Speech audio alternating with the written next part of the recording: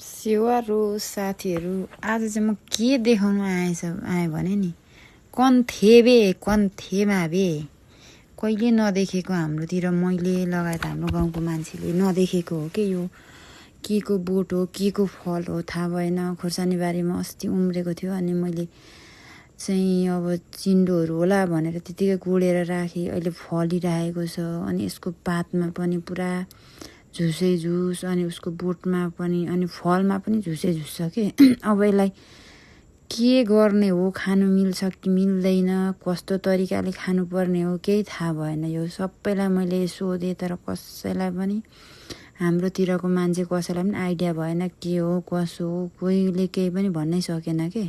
अगाडिको भिडियो चाहिँ 1 हप्ता जति अगाडिको अनि यो हेरेको त फेरि यत्रो भएको छ अनि यसमा झुसै झुस छ अनि हेर्दाखेरि लौका डल्ले लौका जस्तो पनि तर लौका पनि होइन। अब यसलाई के गर्नुपर्ने हो, या त बोट काटेर फाल्नु पर्ने हो कि मात्ने चिज केही हो भने तपाईँहरू कसैलाई यो बोटको बारेमा जानकारी छ भने चाहिँ मलाई जसरी पनि भनिदिनु होला। यसको लागि म सधैँ आभारी रहनेछु तपाईँहरूप्रति।